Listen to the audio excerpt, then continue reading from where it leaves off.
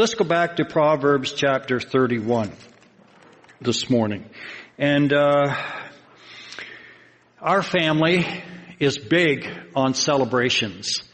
When it comes to birthdays and, yes, Christmas and Easter and anniversaries, and there's always little treats and sometimes little gifts. And I didn't say that we were big on expensive gifts, but we're big on the celebration and the values that we have. And for us, this is a matter of honoring.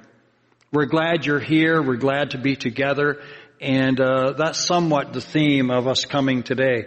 Now, your family will tell you that I'm not big on buying religious cards. Usually, if I go to a card section, I'm looking for something that is meaningful, yes, but usually use humor more than some things if I don't have commendable words. But for me, it doesn't have to be religious. Sometimes I think if we lose too much religious language, people avoid us. And so I was going through the card section recently to get a card for my mom. And I ran across this religious card, and I picked it up. And this is what my mom is going to read, providing she had patience to wait until today to open my card with the gift card enclosed, because sometimes she's so anxious and it gets opened 2 weeks ahead of time. And this is what she read. And I thought this was appropriate to Proverbs 31. On the cover it says, "I thank heaven for my mother. You taught me that it's not enough to just believe, but it's important to act on my beliefs in order to truly be a person of faith. Because of you, I have God in my heart, and I will carry your love, life lessons, and wisdom with me always. Happy Mother's Day, Bill and Alwyn." It really expresses something that my mom needs to hear, because, as you know, my dad had no interest in spiritual things whatsoever and struggled with alcohol for a number of years. My mom was the influencer when it came to spiritual things. And so I was thinking of Proverbs 31. And when we read it through this morning, it's not complex. And so I'm not reading the whole thing again. But I want to just highlight perhaps what the writer here is wanting of us. What are the outcomes that ought to come our way from Proverbs 31? And as I read through this, there were a few things that came to me, but we really see here the value of women. The Bible upholds this, a very important part of the character of God. And our sights are lifted. They're lifted to perhaps a better quality of life than we have experienced. Exactly what Brian talked about this morning. Our sights are lifted to possibilities, and in spite of everything that we have gone through, we want to be like this woman in Proverbs 31. It is life-giving. This chapter is like a breath of fresh air. So much in contrast often to our culture around us, where the values of the culture support things that are not Christ-like. And even the immorality of some women and wives and grandmothers that are talked about in Proverbs chapter 4 through Proverbs chapter 7. In contrast, this lady fears the Lord. And it is life-giving to read about her. So when we come here today, let me put another little spin on it. Let's look at verse 1. We didn't read this, and we're not going to read much. The sayings of King Lemuel, an oracle. Many scholars believe, because we're not familiar with King Lemuel, that this is actually a pen name that King Solomon uses as he writes the wisdom of the Proverbs. So whether that is speculation or true or not, it doesn't matter. It's a king sharing his wisdom. But it says here that the sayings of King Lemuel, an oracle, his mother taught him. That puts a whole new spin on Proverbs. O my son, O son of my womb, O son of my vows, do not spend your strength on women, your vigor on those who ruin kings. Proverbs 4-7. But rather, mother's advice is like a checklist to the son that she loves, even a king. This is what is of value. This is what you need to look for in a wife. This is what you need to aspire to in your home. And so it's so uplifting as in his mind's eye he keeps these characteristics and he puts them down. The bottom line is Proverbs 31 in the portion that Kathy read is often called about the virtuous woman. Others have called it the woman of valor. She surpasses them all. And the bottom line is in verse 30, this woman fears the Lord. So the aim this morning is not to be complicated and deep, but the aim is to receive a mother's advice to her son. Let's just share another little gem that might be worth considering. If Lemuel is actually a pen name for King Solomon, then who would Solomon's mother be? Bathsheba. Bathsheba had an immoral affair with King David.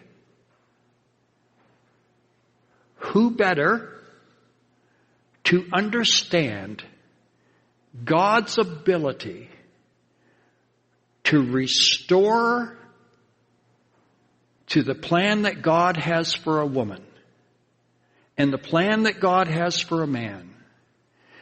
Bathsheba would have understood the redemptive mentality of God,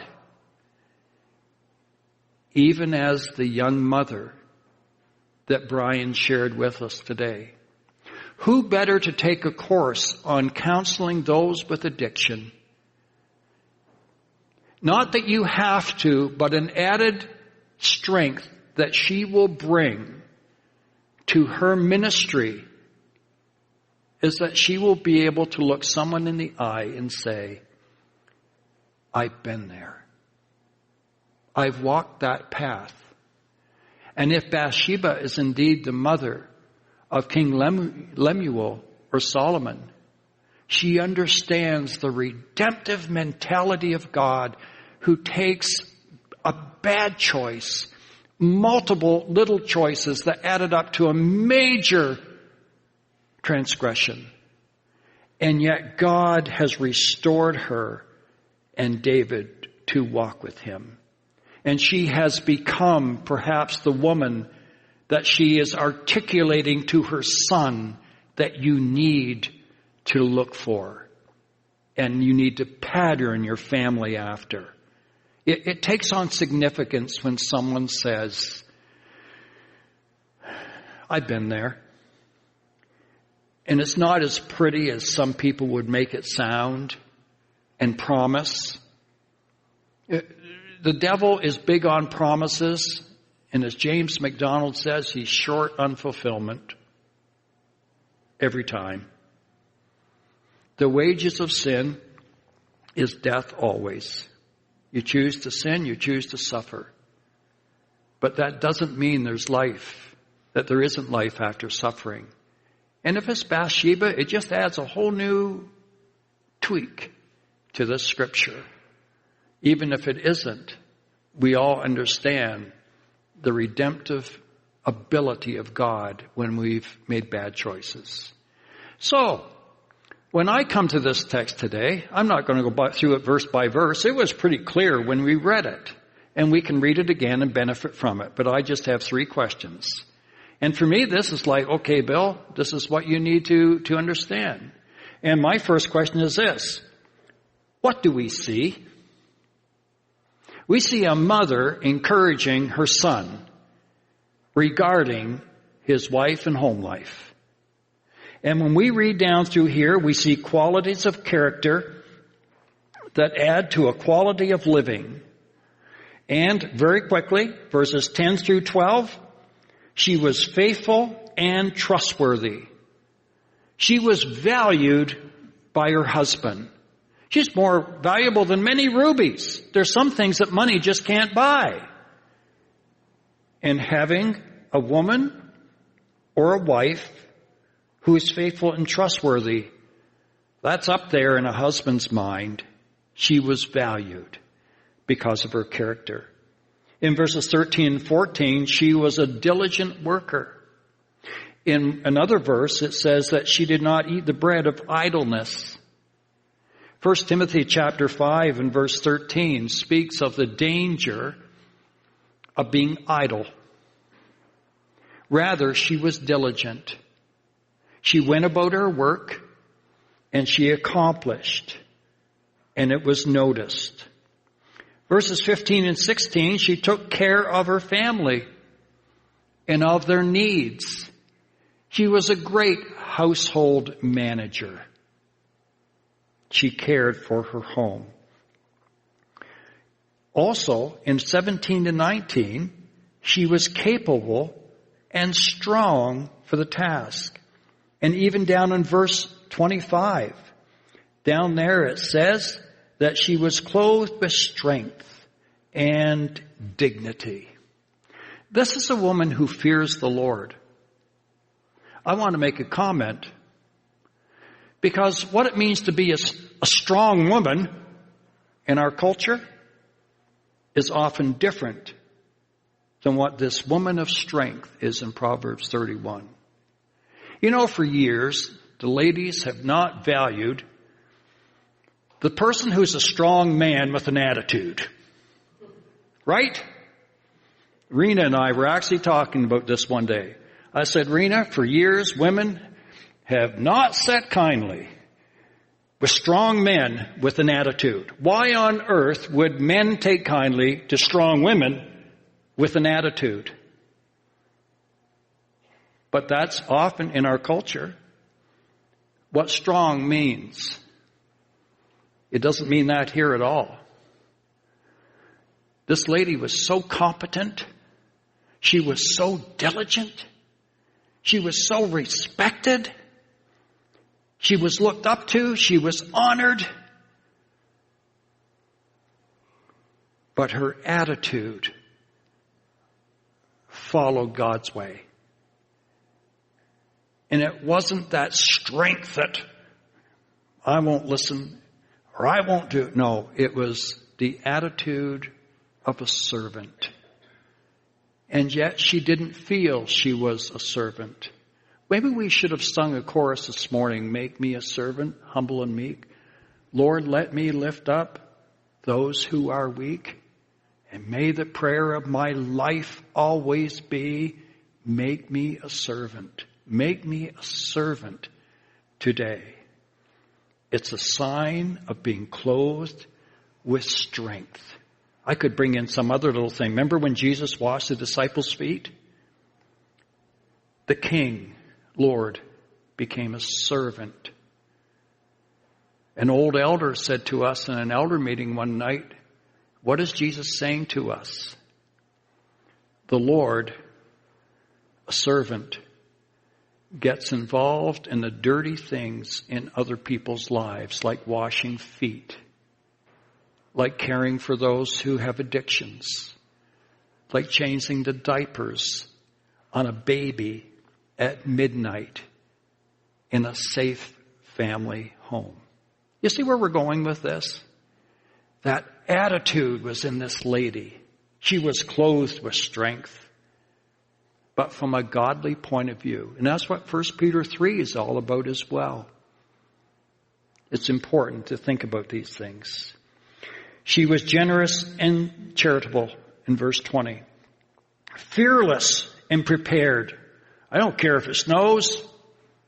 Clothes are made. There's food in the freezer. Maybe not back then, but there was food, and we are ready. This lady was fearless.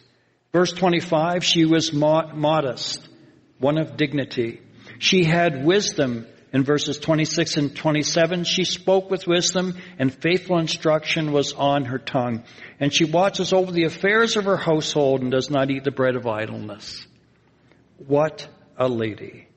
And then it says also that she fears the Lord, having the heart of a servant. Verses 29 through 31 speak of the fact of all of her hands have done, and all that her works have done, and in the estimation of others, she was up there. So, quite simply, we ask the question, what do we see? We see an honorable woman, an honorable wife, perhaps an honorable grandma who fears the Lord and walks with Him. How encouraging. How life-giving. Like a breath of fresh air. The second question I have is, what do we hear here? Because in verse 28, it says that her children arise and call her blessed. Her husband also, and he praises her. Many women do noble things, but you surpass them all. We know that charm is deceptive and beauty is fleeting. I'm not going to deal with that today. But a woman who fears the Lord is to be praised. Give her the reward she has earned, and let her works bring her praise in the city gate. What do we hear? We hear the thoughts of those who are impressed when they see this lady. Wow. That's a woman I might be interested in if they were single. Wow. What a wife. What a grandmother. They were impressed.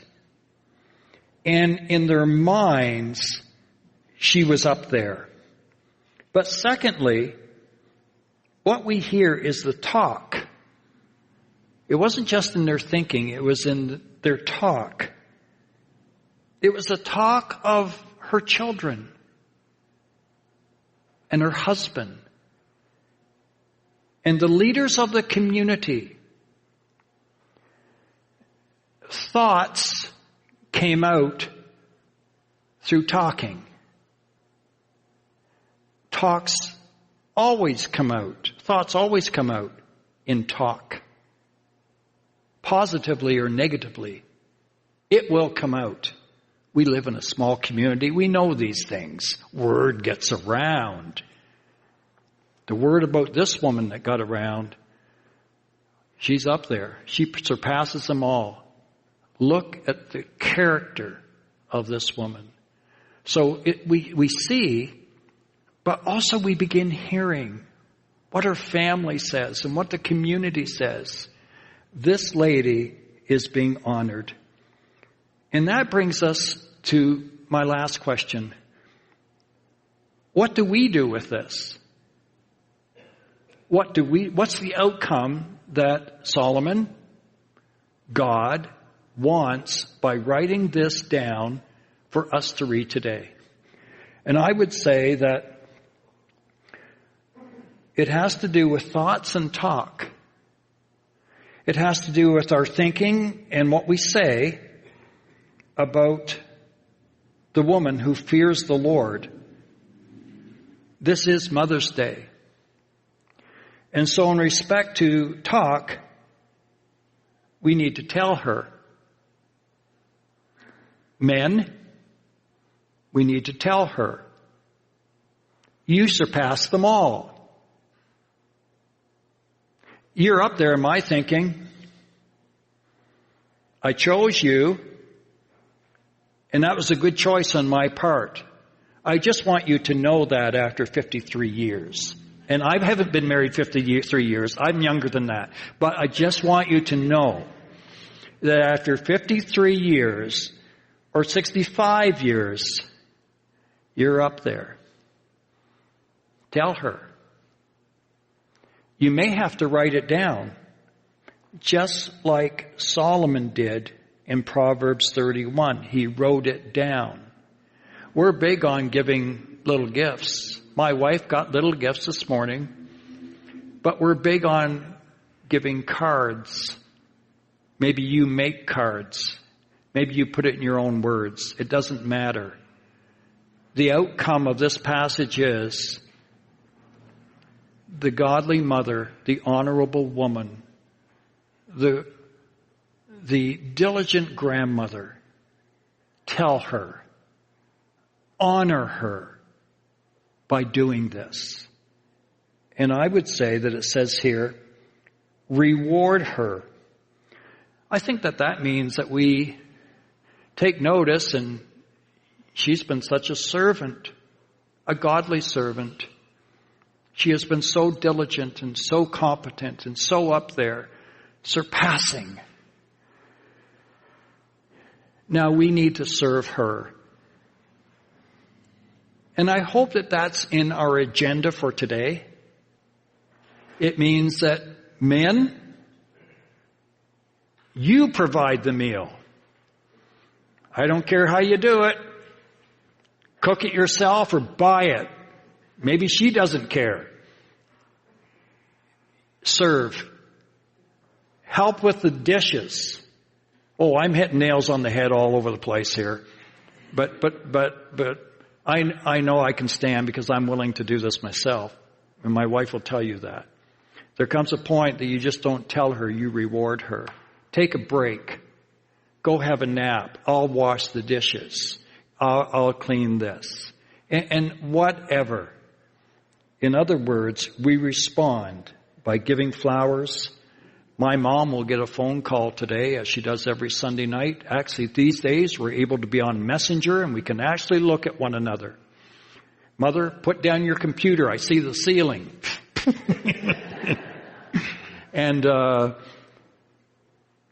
But we need to tell them and reward them.